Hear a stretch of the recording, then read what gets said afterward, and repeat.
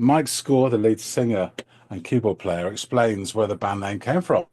He says, "My favorite band was the Stranglers. One of their songs was called Toiler on the Sea. We were at one of their concerts, and the singer yells out, 'A flock of seagulls.' We were in the front row. He looks like he looked right at us and called out again, 'A flock of seagulls.'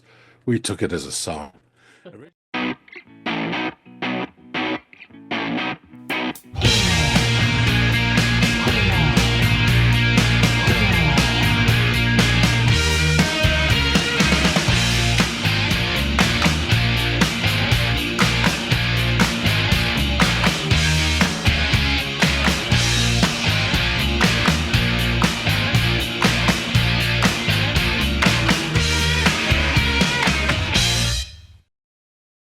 Hey, everybody out there. Welcome back to another episode of the Audiophiles. I'm Andy, that's John, and it's time to dig into some music. So, John, what will you have me go off and listen to today, my friend?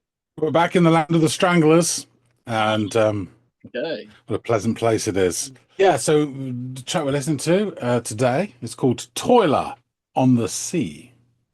Toiler on the Sea, huh? Okay, that's an interesting title.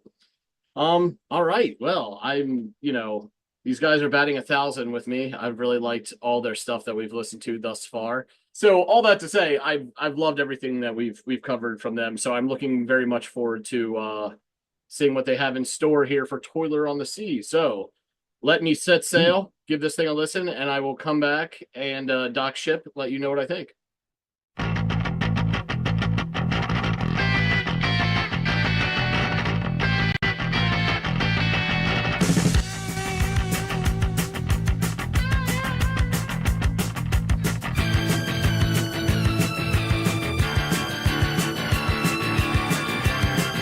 All right, already love the energy that this started with. You get this like clip style of like chunky bass that has just some overdrive to it, lest my ears deceive me, but boy, it sounds a little too and chunky for it not to have some amount of overdrive on it or some other way of manipulating the sound that adds to that. I've come to really appreciate I think it's Burnell is the bass player. His style is very interesting. And it fits their sound really well, especially when coupled with the keys that I believe we saw featured in here as well, or just got a taste of anyway. There's some really lovely like higher guitar work that joins in as well with this like riffing over the top. And we get this 1 2 3 4 1 2 3 4 kind of synth motif. And it does that, and it's really all coming together quite nicely. I want to take that back. I know we're just getting into it here, but very interesting, kind of for me, captivating sound right out of the gate. My interest and attention were grabbed instantly with that.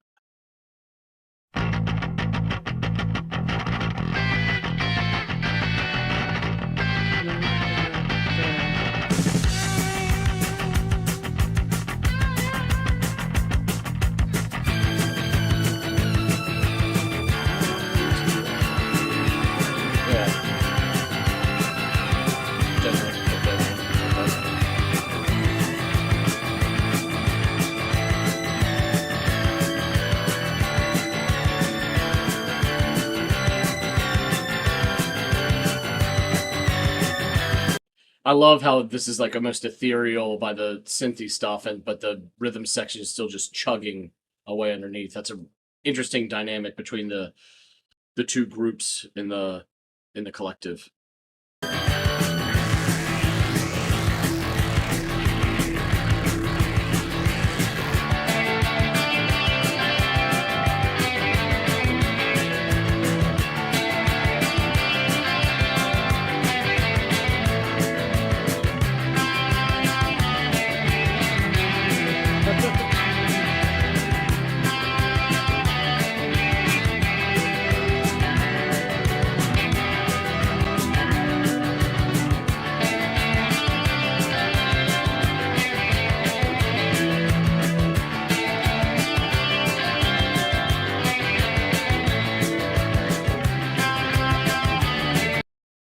Is it Greenfield? Is that the name of the guy? I'm sorry if I've fucked that up, but I'm trying to remember the name of the keyboardist and give credit where credit is due. But man, he's got he had so much interesting stuff to this band and their music. They really do. I just dig it so much.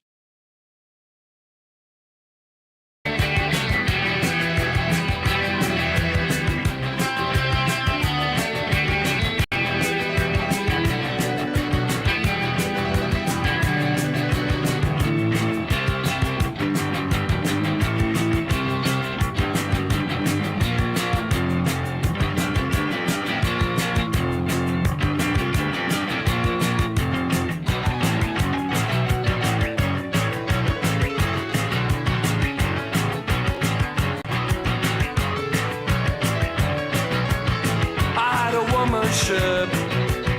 I took her overseas. She left the hold unlocked. I had to find a dock. I was a toiler on the sea. I was a toiler on the sea. I was a toiler on the sea. I was a toiler on the sea. Okay, so there we get this repeated refrain of the song's title. Yeah, they really built that thing up. I enjoyed how, that they took their time kind of like assembling the intro of the song before jumping right into the first verse. Um, yeah, they took their time getting there, but I enjoyed every second of that. The music was just so great.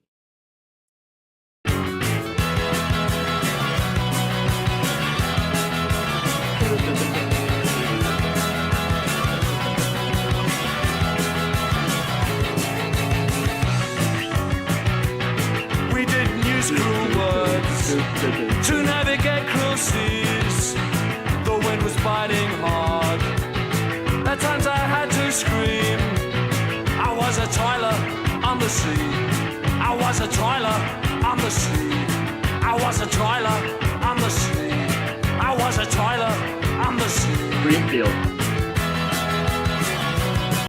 Nailed it. It was Greenfield. Also, while we're on the topic of Greenfield, they're continuing to do this thing where like the the rhythm section has so much like kind of chugging of muscularity to it. But then there's this beautiful, bright, kind of energetic, effervescent key work being done, and that interesting dynamic between those two sounds, and they pull it off so well.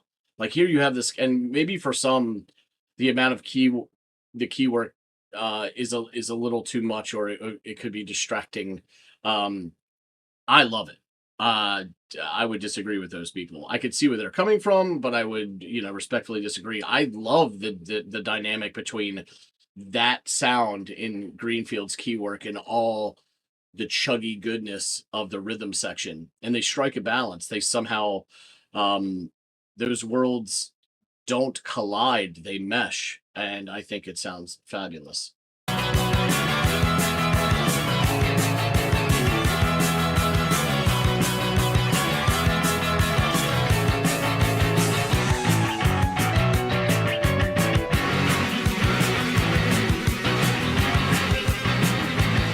And when we reached the land, we went aground on the rocks, became a wreck in the sand, became a home for a flock. We ventured overland, fought with the aliens. The young ones used their hands, pointed the way to a flock of seagulls, a flock of seagulls.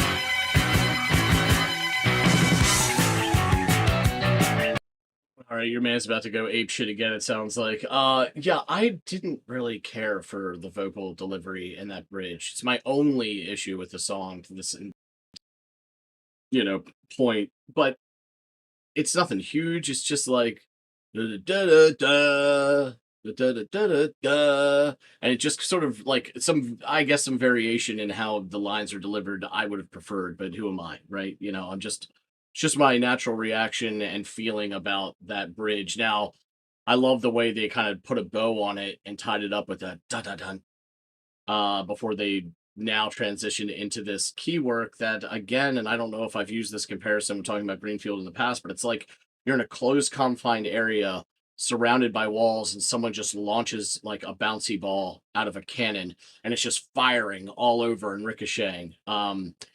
That's what his key work is akin to in portions like this, but it's infectious to me. I really, really dig it.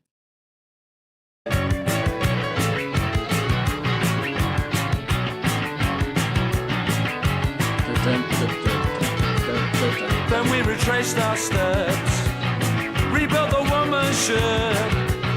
I took her back up north, I lost her in the fog. I was a toiler on the sea, I was a toiler on the sea, I was a toiler on the sea, I was a toiler on the sea, I was a toiler, I was a toiler, I was a toiler on the sea, on the sea.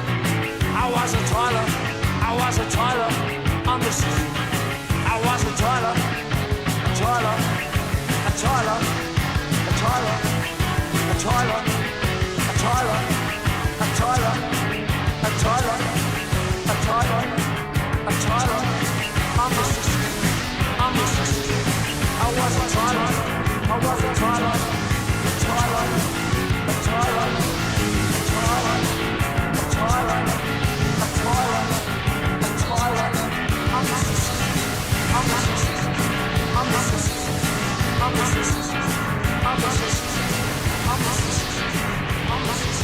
Dig that.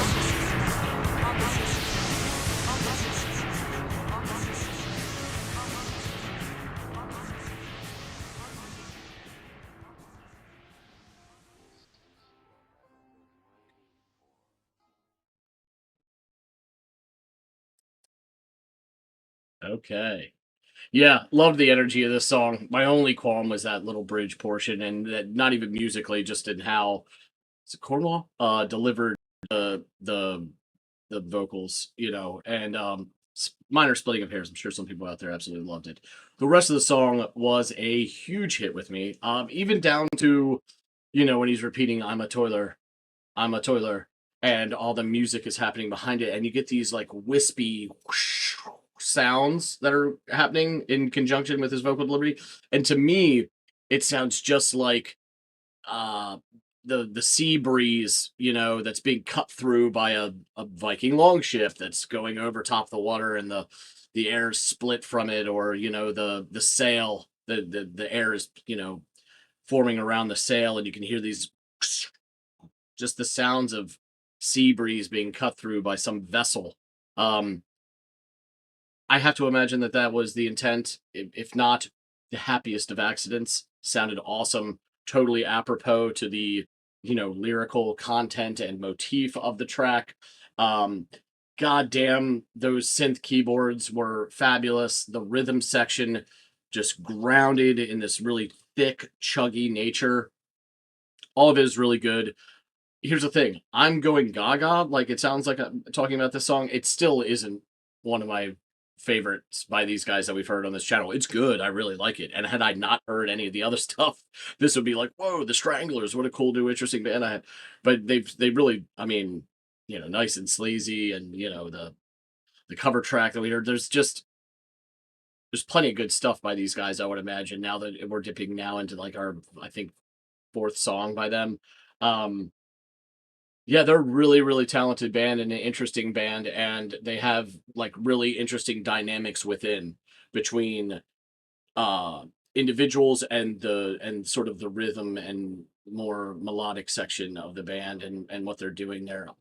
I'm really always happy to hear more by the Stranglers, and every time I do, I hear something that makes me smile or like tickles my music affinity bone.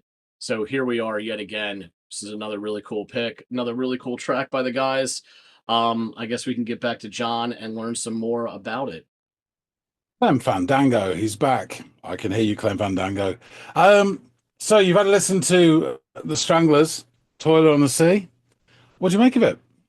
Well, it's par for the course with the Stranglers here. I enjoyed this quite a bit.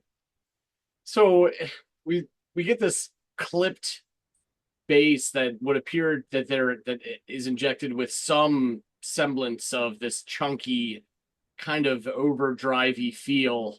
And this is a sound that I often associate with and have come to expect from, is it Jean-Jacques Brunel on bass? That's fair now, yeah. Yeah, I love the sound that he gets out of his bass so much. And this has that. And it's accompanied by these like some higher guitar work riffing away over top of that bass work, and then some lightning quick drum roll introduces a very energetic backbeat on the drums, and we get a couple of like echoey notes on the guitar that herald in this synthy 1 2 3 4 1 2 3 4 motif on the keys that kind of soar over top the other instruments. And then beneath the synth fuzz, the rhythm section turns chuggy for a few moments before transitioning to this bit where the guitars take the lower end and the keys take the higher end of this sort of the melody, and together they kind of do this musical dance with each other, noodling over the rhythm section. And the keys have this fluttery nature to their sound, and again, it reminds me a bit of early video game soundtrack work from like the late 80s and 90s. And that to me is, I like it. It's enjoyable. It's nostalgic to me. So I like just the insane energy on the keys throughout this track. And I feel like I say that on a lot of the stuff that we do. When it comes to the Stranglers, I'm either talking about the bass work or the key work, almost. I could cut and paste that into any one of the reactions that we do. Around the 155 mark, we're introduced to the first verse, marking the end of this very cool, very well sort of plotted out introduction that they assembled to this point. It was kind of use this term ad nauseum, kind of a slow burn from the beginning of the song to the first verse, but I loved how they assembled and cobbled it all together. It was great. Hugh Cornwall delivers a few lines. I assume this is okay. Yeah, great. About his female ship. Oh, we go into that. Okay, all right. So the singer delivers a few lines about his female ship, which he repeats the refrain, "I was a toiler on the sea," I think like 4 times, and then the music gets slightly brighter, and the synth is really going off in both these portions, whether it's beneath the vocals in the verses or in the bits between the vocals. There really is nothing subdued about Greenfield's playing. Do I have his name correct as well? I think I do, because I think at one point it popped up and it attributed names and instruments to images. So I was like, oh yes. Oh yeah. He has this Dave Greenfield. Yes. He has this frenetic energy, does Greenfield, to his playing that is really something to behold. I mean, like someone, I don't know. I know I've made a comp like this before or used this analogy before, and I don't even know if it was in reference to him. But again, it's like his work reminds me of like if someone went into a very small room and launched a bouncy ball out of a cannon, and just the way it bounces all over the place, and there's this, you got to keep up with it. It's moving so frenetically, and it's got like boundless energy as it flies around the soundscape. And I can see how some might feel it can be a bit of a distraction at points. Now, this is not how I feel at all. I love it. But I could see somebody being like, it's just too much at times. Like, sort of a know when to hold him, know when to fold him kind of approach to it, because he goes off on every opportunity that he gets in the song. I like that a lot. But I couldn't deny if someone had that opinion about it, but I'm not going to be the one to split those hairs. And also, I'm just sort of a sucker for this Baroque rock sound anyway. There's countless other bands I listen to that inject that kind of sound into their, overall sound. And this is here. It's very much part of this rock cocktail that they've got going on. At 3:15, we get introduced to the bridge, and I think it was the vocal delivery in this bit that turned me off a little. It's the only part of the song that I could split a hair. And it's just, he repeats each one of these several lines. in the same exact fashion where he extends the last word, and it's not flat, but it's not. There's nothing. I don't know. There's not enough for me vocally in his delivery here to really blow me over. But he's done that in countless other songs where he's killed it. So I'm not going to sit here and like, throw him under the bus or anything. But if I had to say there's one thing I would have done differently or didn't like myself, it would be this part. So anyway, now when it comes to the end, after he twice proclaims a flock of seagulls, which instantly made me think of the band, we get this short-lived bit where they do this, like, they play that dun dun dun dun dun dun chugging bit, and like I dig, as simple as it is, like it's like this little transitionary mechanism, this dun dun dun dun dun dun, and then they move on to the next part. I really like that, and it was a nice way to round out a portion that was like I was like 50-50 on, especially with the vocals. Then of course, because the song had gone on far too long without frenetic bright key work, we get introduced to more frenetic bright key work that dances across the music like a skipping stone, which bounces over some surface of a body of water. I really liked it. I'm running out of analogies for and similes for his style of playing, but there is this. I don't. It's just so energetic, and I love it so much. We get another verse and another several repetitions of "I was a toiler on the sea." That eventually devolves into repetitions of a toiler, a toiler, a toiler, that is accented by these wispy sounds that remind me of gusts of sea breeze that are cut through by the bow of a longship or the sail of a boat. And I love that. Like, it's my favorite little like nod to the motif of the lyrical content, right? The story being told, it adds to it. You feel there. And I just love that. As simple as it is and as late as it came in the song, it took me to what was being portrayed lyrically. So chef's kiss with that part. I really thought that was cool. And then the song just continues to fade out and then come to an end. And yeah, another great song by the Stranglers, but it wasn't without like a very minor imperfection from my perspective. I'm sure other people may love that, and if they do, awesome. Maybe you loved 100% of the song. I'm jealous. But yeah, just personal taste, really. It's still, if I hadn't heard any of the other tracks you've given me, this would be my favorite Strangler song. But unfortunately, or fortunately, it's been preceded by these other 3 tracks that we've done that I really, really enjoyed. I also enjoyed this, just not to the same extent. And I really continue to appreciate you peppering me every once in a while with songs by these guys, because this was another hit with me, just maybe not to the same extent as their other stuff, but nonetheless I really liked it. Thank you, Andy. Interesting. A few points to pick up, a few points to clear up. So this, as you said, is our counter now. It is our 4th jaunt down the avenue of Stranglers' work. So we have a playlist. This will go on it. You can go in there and check out, and I talk in more detail about the band, how it's formed, blah, blah, blah, etc., etc. So we just concentrate on this particular song and this album and this time. This is from their 3rd album, Black and White, which also features the first song you listen to, Nice and Sleazy, 1978. So just a name check on the crew. Hugh Cornwell, guitar, lead and backing vocals. Jean-Jacques Bernal, bass guitar, lead and backing vocals. Dave Greenfield, keyboards, Hammond organ, Hohner electric piano, and Mini Moog synthesizer. And Jeb Black, drums and percussion. So this is the closing track on side 1 of Black and White. It's called The White Side. Side 2 is, you guessed it, the black side. So it's about the album. Contemporary reviews were really positive at the time, but retrospective reviews have gone mixed. It's really odd. Some reviewers have said the weakest of the first 3 Stranglers albums. However, others are really lauding praise.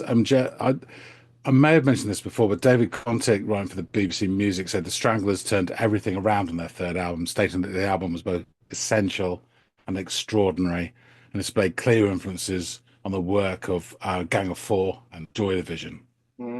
And record collector said Black and White served notice that the Stranglers had already outstripped punk, calling it stark, compelling, and every inch as necessary as contemporaneous envelope pushers, including Public Image Limited's first issue and Wire's Chairs Missing, which is really high praise. Those are two outstanding albums. So I'll go into some bits and pieces, but I'll go through the lyrics first. I had a woman ship. I took her overseas. She left her hold unlocked. I had to find a dock. I was a toiler on the sea. I was a toiler on the sea. I was a toiler on the sea. I was a toiler on the sea. We didn't use cruel words to navigate cruel seas.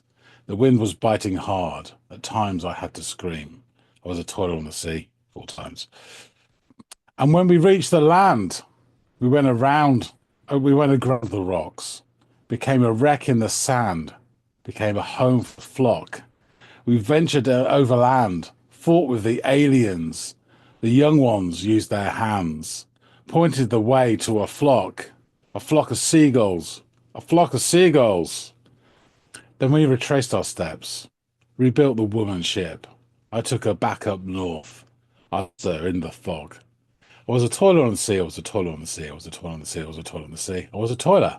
I was a toiler. I was a toiler on the sea. On the sea. I was a toiler. I was a toiler on the sea. I was a toiler. A toiler. A toiler. A toiler. A toiler. A toiler. A toiler. A toiler. A toiler. A toiler on the sea. I was a toiler. A toiler. A toiler. A toiler. A toiler. A toiler. A toiler on the sea. On the sea. On the sea. On the sea. On the sea. On the sea. Fades. So there you go. There's all the combinations there. So from a band, this is my 2 pence, but from a band who specialize in really great intros, this extended foray is probably my favorite intro of any of Stranglers songs. It's just so good. I think the wonderful thing about this is Dave, as you rightly say, this could be polarizing, but Dave Greenfield has free reign to do whatever the hell he wants. Yeah, you get that wherever these choppy waves will take him, and he takes that license and he runs with it. Now, according to Wikipedia, it says that Jean-Jacques Burnel handles the lead vocals on this track, but to my untrained ear, it sounds incredibly similar to Hugh Cornwell singing. I can't tell the difference. If it is Jean-Jacques, fair enough. I absolutely love the section which you disliked. Oh, really? Wow. Or didn't like as much, sorry. So when he starts singing, and when we reach the land, with each line, I think you actually underplayed it. His vocals actually become progressively more flat. Yeah, I was trying to be kind, but it adds. My God, it does, and I love it because what it does is it adds to the tension of the weird lyrics. And it's the bit where he's saying, when we reached the land, we went aground the rocks, became a wreck in the sand, became a home for the flock. And it's really getting quite flat here when he says, we ventured overland, fought with the aliens, the young ones used their hands. And it's almost like a vocal version of like a crappy sci-fi film like like Star Trek series, where they just tilt the camera to indicate something bad's happened. Yeah. And it's kind of like his vocals are doing that, and it's like, whoa, because then they back into and a flourish, and it's back into then we trace our steps, and he's singing normally again, so it's deliberate, and he's trying to do it for an effect, and that effect worked for me, not so much with you. I totally understand that, but it's just the bit that I think is just great. Anyway, and then he culminates, with this, a flock of seagulls. So there's a couple of interesting points here in this song. Toilers of the Sea. In French, Les Travailleurs de la Mer is a novel by Victor Hugo, published in 1866. The book is dedicated to the island of Guernsey, where Victor Hugo spent 50 years in exile. I don't know if you're familiar with the Channel Islands, where there's a few islands. They're literally off the coast of France. They're like a couple of miles from France, and they're 20 miles from Britain, but they're considered part of the United Kingdom. It's Jersey and Guernsey are the 2 largest ones. Yeah, I know of Jersey. And part of this book, it's right next door. It's a smaller. The story contains a Guernseyman called Gilliatt, a social outcast who falls in love with Déruchette, the niece of a local ship owner, Monsieur Letellier. When Letier's ship is wrecked on the Double Douvre, a perilous reef, Durochette promises to marry whoever can salvage the ship's steam engine. Gilliatt eagerly volunteers, and the story follows his physical trials and tribulations, which include a battle with an octopus, as well as the undeserved reproach of his neighbours. So there you go. Now, although they try to portray themselves as this laddish pub rock, stroke punk rock, the Stranglers, they're all, cultured gentlemen, and they probably would have, read Victor Hugo. So, although you might be seeing this as a voyage on a ferry out to Canvey Island, um, and certain parts of it can almost be sort of, metaphors for engaging with the opposite sex. I think there's a bit more to it than that, but it has this sort of almost Viking feel of going across to other lands and discovering them, Yeah. getting fucked up, and then going home again. Yeah, because it says I'm going back north, and you instantly think, yeah, you're going back to Scandinavian country or whatever. Yeah. But and anyway, another interesting point is A Flock of Seagulls are an English new wave band formed in Liverpool in 1979. Yeah. The group hit the peak of their chart success in the early 80s, I think, probably bigger in America than they were in the UK. In an interview with the Worcester magazine in 2017, Mike Score, the lead singer and keyboard player, explains where the band name came from. He says, "My favourite band was the Stranglers. One of their songs was called Toiler on the Sea. We were at one of their concerts, and the singer yells out, 'A flock of seagulls.' We were in the front row. He looks like he looked right at us and called out again, 'A flock of seagulls.' We took it as a sign. Originally, we were called Level 7, but Level 42 had just put their album out. We knew we were going to have to change our name. Strangely enough, from that moment on, everybody noticed us. Everyone was like, wow, what a strange name.' I think the name made people want to hear what we were about. Yeah. And there you go. I had a haunting feeling that might be some sort of origin story, because it was too. I mean, flock of sea. He says it twice. It's so direct. It makes sense to say that and then be like, oh, that's such a great. I'm gonna run with that. So okay. Yeah, it's great, isn't it? Yeah. Yeah. So I just this is an album track rather than a single. I mean, their singles are pretty heavyweight. They're all bangers. I thought this was really interesting, and I've said it before, and I'll say it again. I think people flock to the Stranglers, and the first thing they always notice is Jean-Jacques' bass. Then probably Hugh Cornwell's sort of sneering attitude vocals.